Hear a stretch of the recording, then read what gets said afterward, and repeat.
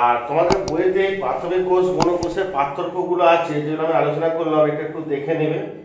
এবারে আমি নতুন জিনিসে চলে যাচ্ছি, ওহমের সূত্র। ওহমের সূত্র যেটা ক্লাস 10 থেকে তোমরা পড়ে এসেছো, সেই একই জিনিস তোমাদের মোটামুটি সব জানা আছে, তো ভুলে গেছো, একটু আলোচনা করে দিই। ধরো একটা পরিবাহী তার, ঠিক আছে, তার দুটো প্রান্ত, একটা এ প্রান্ত আর বি প্রান্ত। এই পরিবাহী তারটাকে একটা বাইরের তড়িৎ উৎস তথা ব্যাটারির সঙ্গে কানেকশন করেছি, যার ভোল্টেজ ভি। এই ব্যাটারির দুটো প্রান্ত, পজিটিভ প্রান্তটাকে এই বিন্দুর সঙ্গে আর নেগেটিভ প্রান্তটাকে দুই বিন্দুর সঙ্গে যোগ করেছি। তাহলে এ প্রান্তের ভোল্টেজ যদি ভিএ হয় আর বি প্রান্তের ভোল্টেজ যদি ভিবি হয়, তাহলে এই দুটো এ আর বি দুটো প্রান্তের মধ্যে বিভব পাবে ভিএ মাইনাস ভিবি কার সঙ্গে সমান হবে? ব্যাটারি ভোল্টেজের সঙ্গে সমান হবে। ঠিক আছে, এবারে ওহমের সূত্র বলছে যে পরিবাহী তারের যদি তাপমাত্রা আমরা যদি ফিক্সড রাখি, 1 নম্বর তাপমাত্রা বা উষ্ণতা, 2 নম্বর পরিবাহী তারের দৈর্ঘ্য, 3 নম্বর প্রস্থচ্ছেদ, 4 নম্বর উপাদান, এইগুলোকে বলা হয়, এইগুলোকে বলতে ভৌত অবস্থা বলা আছে। ভৌত অবস্থা মানে ফিজিক্যাল স্টেট।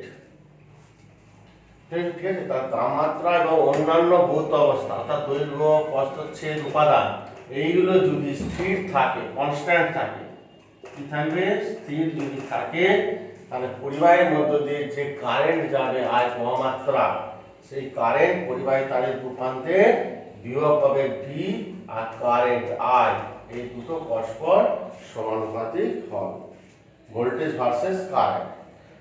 আমরা এরকম জানি ভি সমানুপাতিক থেকে সমান আনতে গেলে একটা ধ্রুবক রাশি দিয়ে গুণ করতে হয়, সেটা আর ধ্রুবক আর আই, অর্থাৎ ভি সমান আই আর হয়ে গেল, এটা একটা ব্যাপার। ঠিক আছে, তাহলে ওহমের সূত্র ভি সমান আই আর আমরা আশা করি সবাই জানি। এবার এখান থেকে ভি সমান আই আর, এখান থেকে আমরা কি বলতে পারি? ভি সমান আই আর, এখান থেকে রোধের সংজ্ঞা পেতে পারি। রোধ আর সমান ভি বাই আই, অর্থাৎ রোধ কি না, রোধ হলো পরিবাহী দু প্রান্তে বিভব পাবে এবং পরমাত্রার অনুপাতকে পরিবাহী রোধ বলে। এটা হচ্ছে ওহমের সূত্র থেকে সংজ্ঞা। আর এমনি সংজ্ঞাটা যদি বলে এমনি রোধের সংজ্ঞা দাও, তখন বলবে পরিবাহীতে যেই ধর্মের জন্য তড়িৎ প্রবাহের বিরুদ্ধে কি হয়? বাধার সৃষ্টি করে, সেই ধর্মটাকে পরিবাহীর রোধ বলা হয়। এবার এখান থেকে তোমার রোধের সংজ্ঞা হলো, রোধের তোমার একক নির্ণয় করতে দেয়। তো রোধের একক আমরা জানি কি? 1 ওহম। 1 ওহম সমান কত? বিভবের একক 1 ভোল্ট, পরমাত্রার একক 1 অ্যাম্পিয়ার।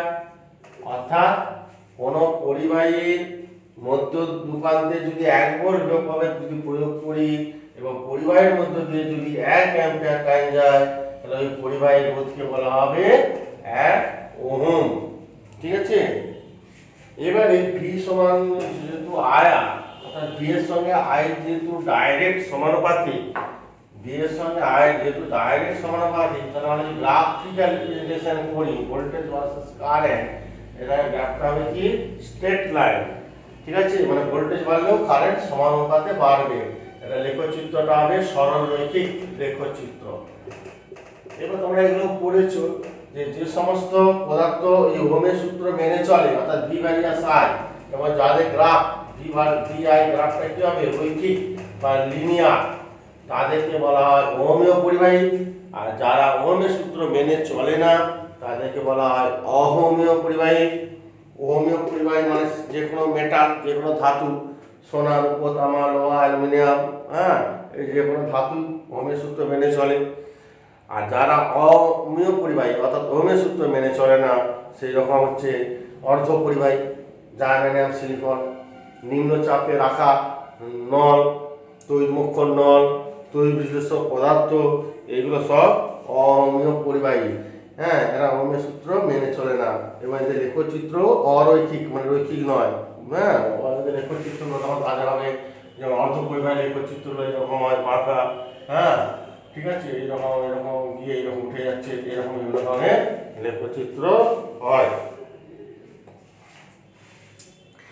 এবারে চলে আসো তড়িৎ সম্পর্কিত বিভিন্ন রাশির একক, এই এককগুলো আমরা জানি, কিন্তু এই সংজ্ঞা তোমাদের মুখস্থ করতে হবে না, শুধু এককগুলো জানলেই হবে।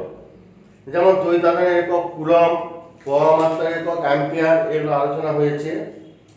তড়িৎ বিভবের একক বা বিভব প্রভেদের একক ভোল্ট, রোধের একক ওহম। সংজ্ঞা মুখস্থ করার দরকার নেই, শুধু এককগুলো জানলেই হবে। ঠিক আছে, চলে আসো এবারে পরিবাহী যে আন্তর্জাতিক অ্যাম্পিয়ার, আন্তর্জাতিক ভোল্ট, আন্তর্জাতিক ওহম, এদের সংজ্ঞা দিয়ে আছে, এও করার দরকার নাই, মুখস্থ করতে হবে না, ছেড়ে দেবে। এবারে চলে আসো পরিবাহী রোধের উপর বিভিন্ন বিষয়ের প্রভাব। তো আমি প্রথমে বলে দিয়েছি উষ্ণতা বাড়লে পরিবাহী রোধ সাধারণত বাড়ে, যে কোনো ধাতুর ক্ষেত্রে। হ্যাঁ, সোনার উপর তামা, লোহা, এইসব ধাতুর ক্ষেত্রে যত উষ্ণতা বাড়াবো রোধ তত বাড়বে। কিন্তু যেগুলো অহমীয় পরিবাহী, যেমন অর্ধ পরিবাহী, জার্মেনিয়াম, সিলিকন, এদের ক্ষেত্রে উষ্ণতা বাড়লে রোধ কমে। এগুলো মুখস্থ করবে, শর্ট কোশ্চেন করে। এছাড়া অন্যান্য বিষয়ের প্রভাব, যেমন সেলেনিয়াম ধাতুর উপর আলো পড়লে রোধ কমে যায়, মুখস্থ করবে। বিসমাথ ধাতুকে চৌম্বক ক্ষেত্রে রাখলে তার রোধ বেড়ে যায়। কাঠকয়লা চাপ প্রয়োগ করলে তার রোধ কি হয়, কমে যায়, ইত্যাদি। আরেকটা আছে পরিবাহীর ক্ষেত্রে, যেমন বললাম যে উষ্ণতা বাড়লে যেমন রোধ বাড়ে, ঠিক সেরকম উষ্ণতা কমালেও তার রোধ কমবে। আর রোধ কমে যাওয়া মানে তড়িৎ পরিবহন করার ক্ষমতা কি হবে, বাড়বে। এবার যত উষ্ণতা কমাবো তত রোধ কমবে, পরিবহন ক্ষমতা তত বাড়বে। এবার ওই উষ্ণতা কমাতে কমাতে এমন একটা উষ্ণতায় আসে যে উষ্ণতায় নিয়ে গেলে দেখা যাবে রোধ প্রায় শূন্য হয়ে যায়, অর্থাৎ প্রবাহমাত্রা অনেক বেড়ে যায়। ওই নির্দিষ্ট উষ্ণতাটাকে বলা হয় সংকট উষ্ণতা। ঠিক আছে, এবং উষ্ণতা যদি সংকট উষ্ণতার নিচেও যদি নেমে যায় তখন সেটা হয়ে যাবে অতি পরিবাহী, অর্থাৎ রোধ নেগেটিভ, মানে তড়িৎ পরিবহন করার ক্ষমতা একবারে সুপার কন্ডাক্টিভিটি, মানে ক্ষমতা অনেক বেড়ে যায়, বহুগুণ বেড়ে যায়। যেমন দেখা গেছে পারদ 4.2 কেলভিন উষ্ণতার নিচে নিয়ে গেলে অতি পরিবাহী, অর্থাৎ সংকট উষ্ণতাটা প্রায় পরম শূন্য উষ্ণতা 0 কেলভিনের কাছাকাছি। ঠিক আছে, ওই উষ্ণতা কাছাকাছি উষ্ণতায় নিয়ে গেলে ওরা অতি পরিবাহিতা ধর্ম প্রদর্শন করে। এদেরকে বলা হয় সুপার কন্ডাক্টার্স বা অতি পরিবাহী। ওকে,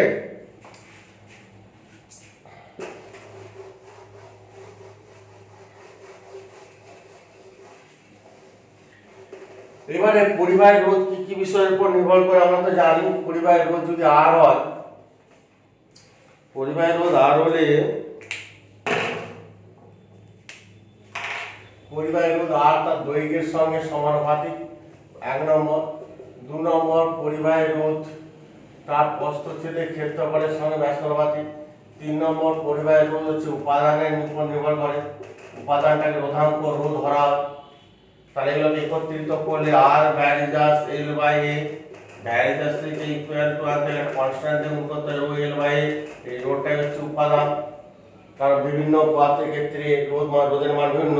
সোনা, রূপো, তামা, লোহা, অ্যালুমিনিয়াম সবার ক্ষেত্রে রোধাঙ্ক রোধের মান একটা ফিক্সড ভ্যালু আছে, নির্দিষ্ট মান, এটাকে রোধাঙ্ক বলা হয়। এই রোধটাকে কি বলে, রোধাঙ্ক বা আপেক্ষিক রোধ, এটাকে আপেক্ষিক রোধও বলা হয়। ঠিক আছে, তার দৈর্ঘ্যের সঙ্গে সমানুপাতিক, প্রস্থচ্ছেদের ক্ষেত্রফলের সঙ্গে ব্যস্তানুপাতিক। আবার প্রস্থচ্ছেদের ক্ষেত্রফলটাকে এইভাবে লিখতে পারি, এটা তো পরিবাহী তার, তার প্রস্থচ্ছেদের ক্ষেত্রফল মানে এটা বৃত্তাকার, তাহলে বৃত্তের ব্যাসার্ধ যদি ছোট আর হয় তাহলে ক্ষেত্রফল কত, পাই আর স্কয়ার, এভাবে লেখা যায়। ঠিক আছে, এটা একটা ফর্মুলা। যদি দৈর্ঘ্য, প্রস্থচ্ছেদের ক্ষেত্রফল, রোধাঙ্ক যদি দেওয়া থাকে, এখান থেকে পরিবাহী রোধ আমরা নির্ণয় করতে পারি। তাহলে 1, 2, 3টে বিষয় আরো আছে। যে উষ্ণতা বললাম, উষ্ণতার উপর নির্ভর করে, চুম্বক ক্ষেত্রের উপর নির্ভর করে, আলোর উপর নির্ভর করে, কিন্তু মেন ম্যাথমেটিক্যালি 3টে বিষয়, আর equal to rho into L by A. এখন রোধাঙ্ক কাকে বলে? রোধাঙ্ক আর রো সমান আর ইনটু এ বাই এল। এবার রোধাঙ্কের সংজ্ঞা, একক, মাত্রা আমাদেরকে জানতে হবে।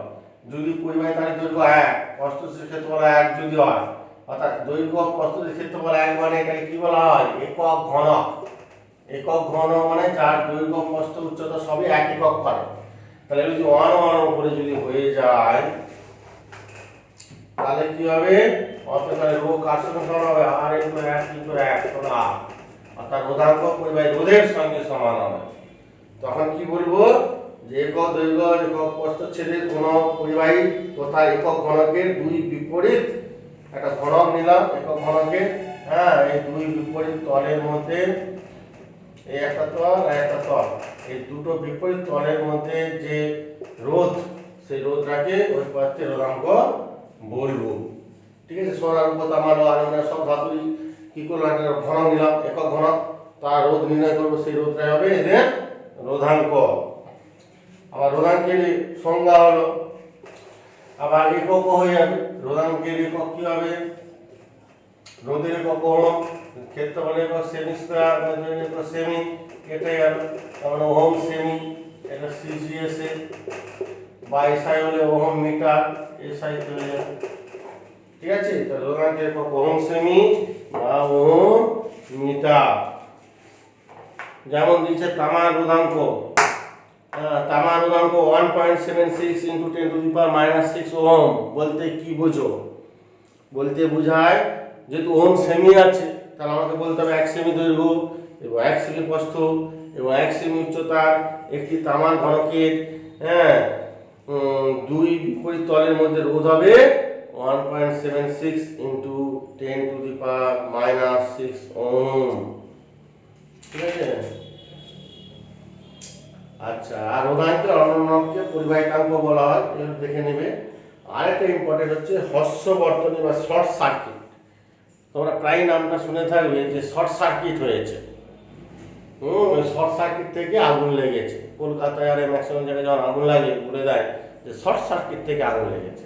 শর্ট সার্কিট মানে কি, মানে আমরা জানি কোনো তড়িৎ উৎসের দুটো তড়িৎদ্বার আছে, একটা পজিটিভ একটা নেগেটিভ।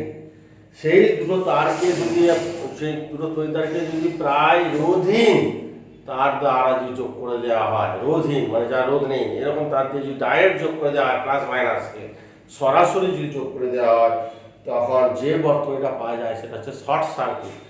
কেন, এবার আমি বলছি ব্যাপারটা।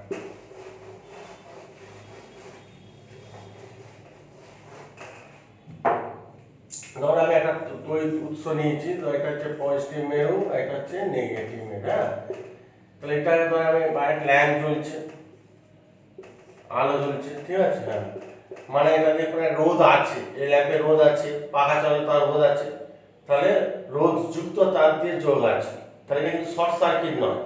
কিন্তু যদি আমি প্লাস মাইনাসকে ডাইরেক্ট একটা রোধহীন তার, এই রোধ নেই, আর সমান কত 0, কিন্তু এখানে আর নট ইকুয়াল টু 0, রোধহীন তার দিয়ে যোগ করে দিলে তখন কারেন্ট কি হবে, এটা রোধ মানে বাধা আছে, এটা দিয়ে কারেন্ট যাবে না, সব কারেন্ট তখন এটা দিয়ে চলে যাবে একবার ডাইরেক্ট, তখন প্রবাহমাত্রা হঠাৎ করে বেড়ে যাবে। ঠিক আছে, I সমান V/R কারেন্ট, তাহলে রোধ তো এখানে 0, তাহলে ভোল্টেজ আছে রূপান্তরের মধ্যে বিয়োগ পাবে, তো আমরা জানি রোধ হচ্ছে কত 0, 0 দিয়ে ভাগ মানে কারেন্ট হচ্ছে একবার অসীম, মানে কারেন্ট প্রচুর পরিমাণে বেড়ে যাবে। কারেন্ট বেড়ে যাওয়া মানে আমরা জানি জুলের সূত্র অনুযায়ী কোনো তাপ H সমান I²RT, তাহলে জুলের সূত্র অনুযায়ী H/I² প্রবাহমাত্রা বাড়বে, তাহলে কারেন্ট বেড়ে যাওয়া মানে প্রবাহমাত্রা বেড়ে যাওয়া মানে প্রচুর তাপ উৎপন্ন হবে। সেই তাপে কি হবে, ঘরে আগুন লেগে যেতে পারে, এত তাপ উৎপন্ন হবে। ঠিক আছে, আর ইয়েটাও ক্ষতিগ্রস্ত হবে, তড়িৎগ্রস্ত ব্যাটারিও ক্ষতিগ্রস্ত হবে।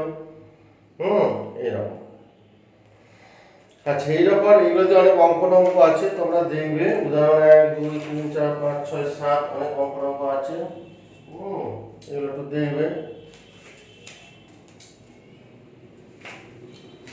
আচ্ছা, রোধের উষ্ণতা গুণাঙ্ক,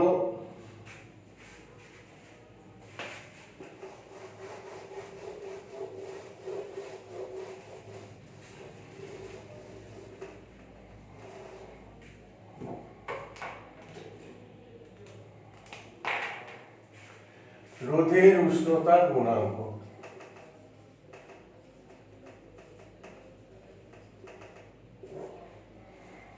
রোধের উষ্ণতা গুণাঙ্ককে আলফা দিয়ে প্রকাশ করে। তার মানে কিছু নয়, ধরে নিচ্ছি 0 ডিগ্রি সেন্টিগ্রেড উষ্ণতায় কোনো পরিবাহী রোধ ছিল R0, উষ্ণতা 0 ডিগ্রি সেন্টিগ্রেড থেকে 12 ডিগ্রি সেন্টিগ্রেড করলাম, রোধ হচ্ছে RT, অর্থাৎ রোধের উষ্ণতা গুণাঙ্ক আলফা সমান রোধ কতটা বাড়লো RT - R0 বাই 0 সেকেন্ডের রোধ ইনটু উষ্ণতার বৃদ্ধি T মাইনাস 0, তাহলে RT minus R0 by R0 into T। যেমন আমরা ক্লাস 11 এ পড়েছি দৈর্ঘ্য প্রসারণ গুণাঙ্কের সংজ্ঞা, দৈর্ঘ্য বৃদ্ধি বাই প্রাথমিক দৈর্ঘ্য ইনটু উষ্ণতা বৃদ্ধি। ঠিক সেরকম উষ্ণতা গুণাঙ্ক মানে রোধের উষ্ণতা গুণাঙ্ক মানে রোধ বৃদ্ধি বাই প্রাথমিক রোধ ইনটু উষ্ণতা বৃদ্ধি। তবে এটা সবসময় 0 ডিগ্রি সেন্টিগ্রেডের সাপেক্ষেই হবে R0। ঠিক আছে, তাহলে অতএব কণাকণি গুণ করে দাও RT মাইনাস R0 সমান R0 আলফা T। তাহলে RT সমান R0 টা দিয়ে কমন নিয়ে নাও, R0 আলফা ছিল, R0 টা দিয়ে কমন নিলে 1 প্লাস আলফা T রোধের উষ্ণতা গুণাঙ্ক। সাধারণত উষ্ণতা বাড়লে যদি রোধ বাড়ে তাহলে এটা বড় হবে, এটা ছোট, তবে এটা উষ্ণতা গুণাঙ্ক হচ্ছে আলফা পজিটিভ, তাই না? এটা বড় এটা ছোট হলে রোধের উষ্ণতা গুণাঙ্ক আলফাটা পজিটিভ হবে, মানে তখন সেটা বলা হয় ধনাত্মক উষ্ণতা গুণাঙ্ক। আবার যদি উষ্ণতা বাড়লে রোধ যদি কমে যায় তাহলে এটা কমে গেল, এটা বেশি, তাহলে বিয়োগ করে মাইনাস আসবে, তখন রোধের উষ্ণতা। আচ্ছা, এবারে রোধের উষ্ণতা গুণাঙ্ক ধনাত্মক আর ঋণাত্মক হয়ে গেল। ধনাত্মক উষ্ণতা গুণাঙ্ক কাকে বলে আর ঋণাত্মক উষ্ণতা গুণাঙ্ক কাকে বলে মোটামুটি জেনে নিলাম। উদাহরণগুলো দেখে নেবে, ফর্মুলা